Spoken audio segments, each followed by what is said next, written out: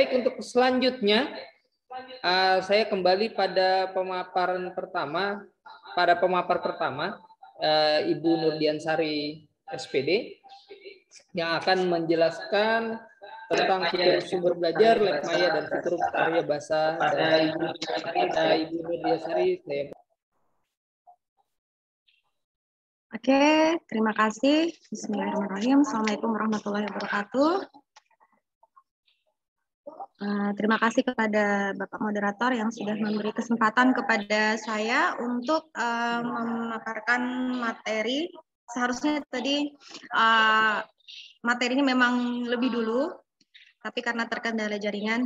Dan inilah kondisi kami yang berada di ujung Kalimantan Timur, di Kabupaten Biduk-Biduk, di Kecamatan Biduk-Biduk, yang memang harus berjuang lumayan berat terhadap jaringan seperti itu. Dan kami sangat menyadari ini merupakan salah satu kekurangan kami, tetapi kekurangan inilah yang kemudian membuat kami untuk bangkit, yang membuat kami yakin keterbatasan yang ada bukan alasan berinovasi untuk maju seperti itu. Apalagi teknologi terus berkembang seperti yang disampaikan oleh Pak Prapto dan Ibu Ade tadi, bahwa teknologi terus berkembang, dan jika kita sebagai seorang pendidik tidak mau terbuka dengan kemajuan teknologi, bisa jadi kita yang akan tertinggal. Sementara anak-anak kita tumbuh sudah di era milenial seperti itu ya. Mungkin saya izin share screen.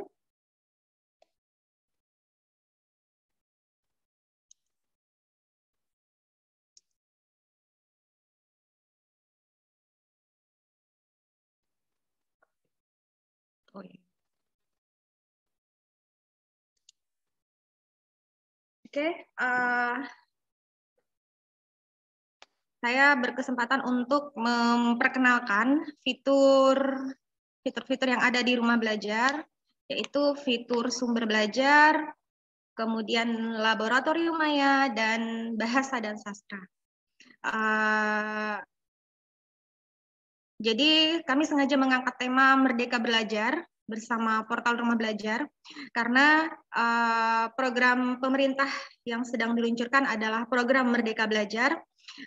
Dan dengan portal Rumah Belajar ini diharapkan kita semua bisa belajar di mana saja, kapan saja, bersama siapa saja.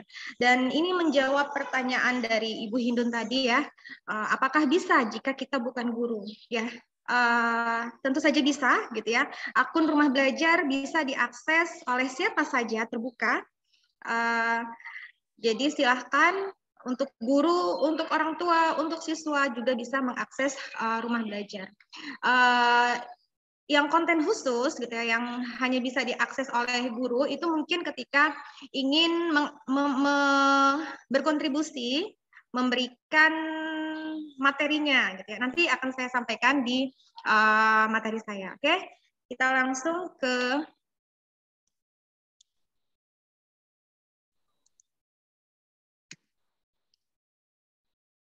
ya, ini tampilan statistik di Rumah Belajar. Rumah Belajar itu sudah diakses oleh 278.687 guru dan 667.688 siswa. Jadi sudah cukup banyak yang mengakses, dan harapannya kita yang berada di Kabupaten Berau termasuk orang-orang yang sudah mengakses Rumah Belajar. Oke, sumber belajar. Jadi sumber belajar ini merupakan salah satu fitur di Rumah Belajar yang cukup diminati oleh guru dan siswa, karena di fitur ini menyajikan materi ajar bagi siswa dan guru berdasarkan kurikulum. Fitur sumber belajar ini diberikan dalam tampilan yang cukup menarik. Jadi ada dalam bentuk audio, video, dan juga ada dalam bentuk laman interaktif. Oke, kita akan lihat. Apakah terlihat? Bapak Ibu terlihat ya? Lihat, Bu. Oke. Ini fitur-fitur di konten yang ada di fitur sumber belajar. Ya, ada video. Video ini berisi video-video pembelajaran yang merupakan kontribusi dari Bapak Ibu guru se-Indonesia. Nah, kalau mau memberikan video, ya ini yang harus memang akun guru. Masuknya melalui akun guru. Jadi kita bisa, Bapak Ibu guru yang hobi membuat video pembelajaran, mungkin bisa ikut berpartisipasi di sini. Nanti setelah video itu di-upload, akan ada verifikasi dari Pusdatin. Jika memenuhi standar dari rumah belajar, maka video tersebut akan bisa dimasukkan dalam konten video rumah belajar. Nah, untuk video, ini bisa dipilih per jenjang.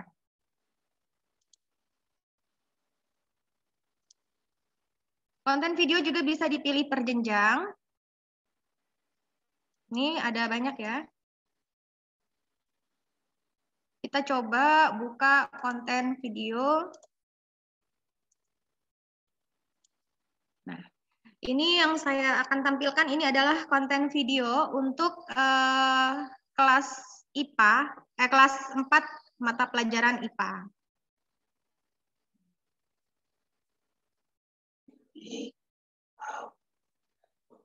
Terlihat video saya, Bapak Ibu? Terlihat, Bu. Oke. Nah,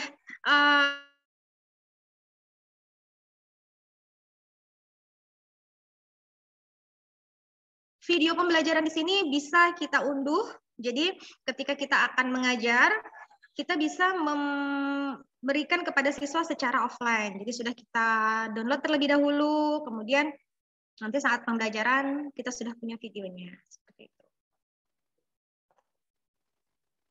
Kemudian ada konten, nanti bisa silakan Bapak Ibu mengulik sendiri ya, konten videonya apa saja, dan cukup banyak dan cukup diminati. Selanjutnya adalah konten web. Web ini berisi materi pembelajaran interaktif.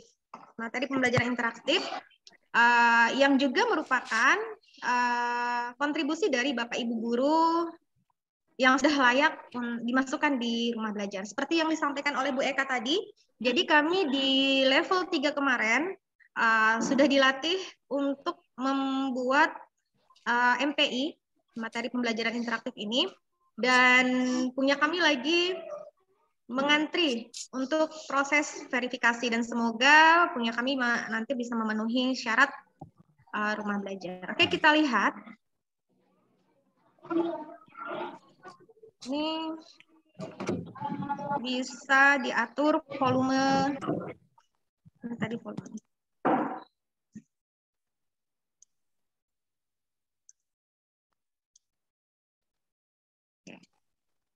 Untuk konten web, sedikit perbedaan antara konten web dengan EduGame.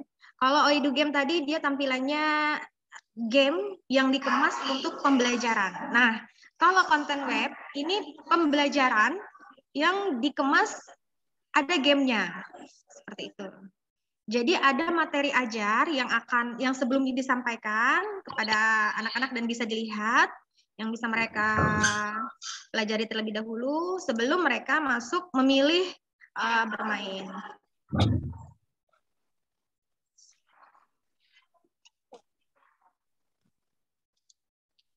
Ini konten web dari teman kami di Tabalong, Pak Denny, termasuk yang sangat ramai ya kontennya ini. Itu tadi kalau mau belajarnya. Kemudian kalau kita mau ke latihan atau games-nya, ini.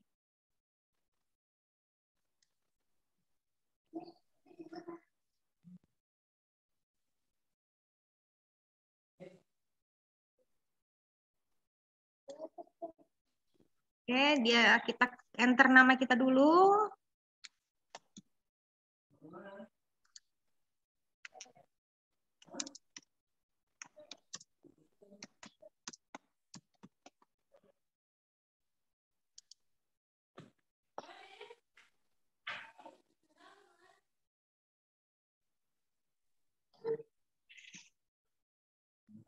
Oke, kemudian ekosistem adalah interaksi yang terjadi antara, sananya kita pilih ya, sembarang saja, acak, kemudian oke.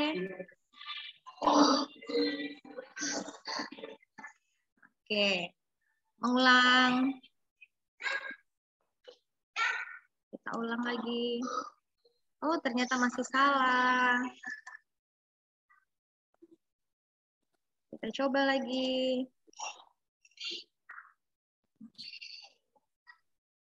Nah, dengan tampilan-tampilan seperti ini, diharapkan anak-anak semakin semangat untuk belajar. Karena kita ketahui dunia anak-anak itu sangat, jangankan anak-anak ya, kita yang sudah dewasa pun masih sangat tertarik sama yang namanya permainan. Tentunya diharapkan dengan pengemasan media pembelajaran dalam bentuk permainan seperti ini, anak-anak bisa lebih tertarik.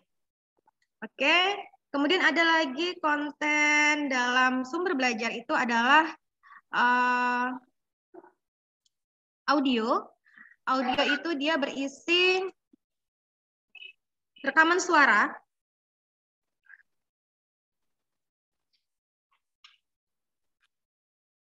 Tadi sudah saya siapkan karena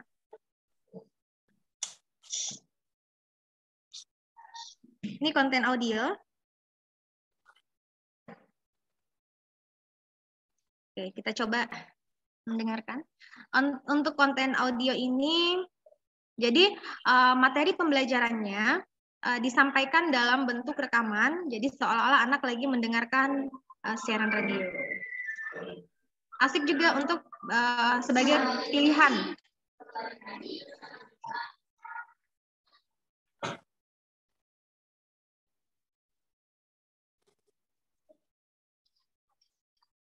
Terdengar dan terlihat ya Bapak Ibu? Ya Bu, terdengar dan terlihat.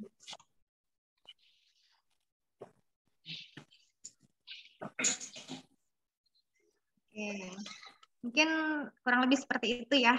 Nanti untuk lebih dalamnya silakan Bapak Ibu membuka sendiri portal rumah belajarnya. Kemudian selanjutnya yang akan saya perkenalkan lagi adalah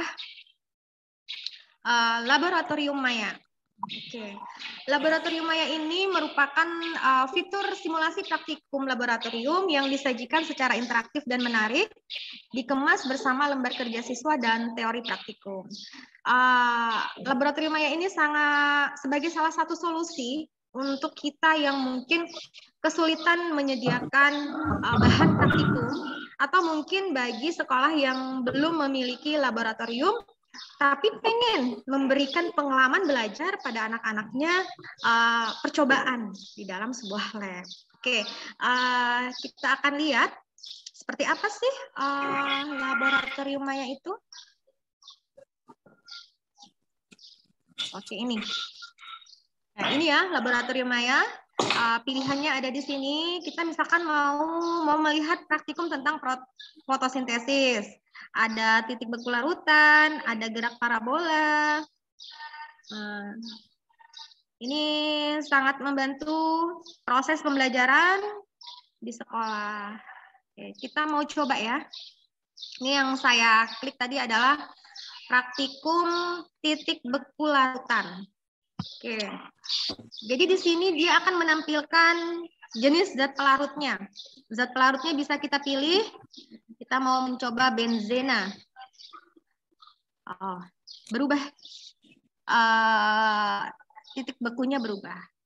Kita ubah lagi dengan etanol. Berubah lagi. Oke. Kita mau ubah lagi dengan kloroform. Ini zat pelarutnya. Bagaimana kalau kita mau ubah lagi dari zat terlarutnya? Ya, ternyata juga terjadi perubahan. Nah, pengamatan inilah yang akan dilakukan oleh siswa kita.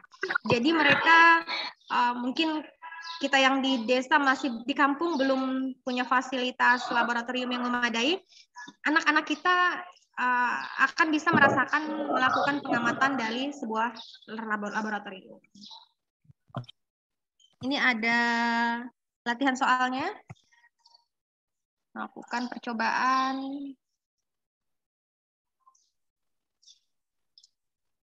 Mana nih?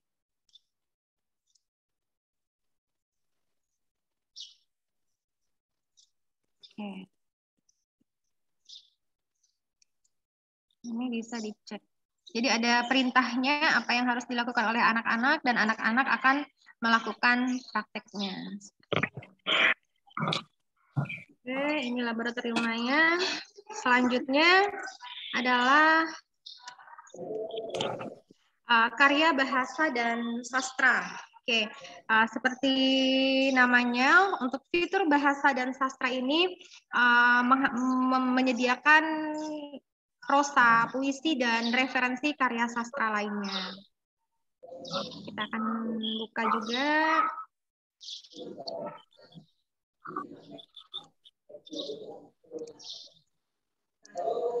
Nah, ini dia. Untuk karya bahasa dan sastra ini, oh ini. Kita bisa memilih apakah kita mau melihat prosa, mau melihat puisi, atau referensi. Kita klik di prosa. Kita lihat prosa apa saja yang ada di sini.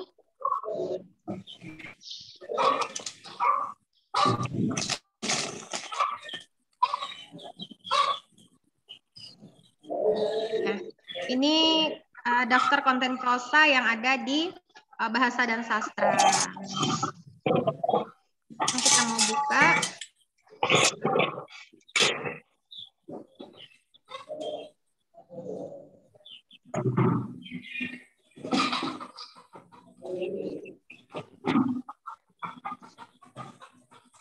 Oke, seperti itu ya. Nanti kalau mau dibuka silahkan. Ini kita buka yang puisi.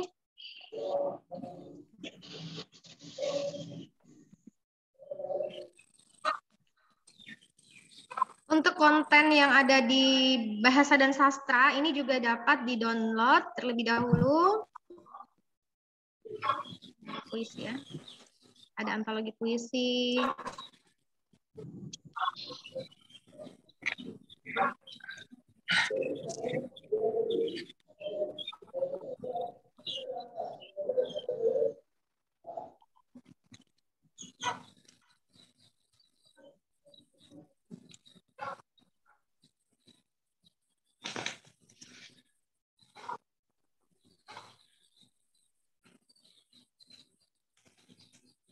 Oke, mungkin nanti bisa teman-teman mengulik isi di bahasa dan sastranya. Ya, mungkin ini itu yang bisa saya sampaikan hari ini. Terakhir dari saya untuk teman-teman guru hebat yang hadir pada hari ini, terus belajar lagi, belajar terus, karena sesungguhnya ilmu pengetahuan itu terus berkembang. Selanjutnya saya serahkan kepada Bapak Moderator. Saya akhiri. Assalamualaikum warahmatullahi wabarakatuh. Waalaikumsalam warahmatullahi wabarakatuh. Baik, terima kasih pada Ibu Nurdian Sari atas pemberian pemaparan materinya.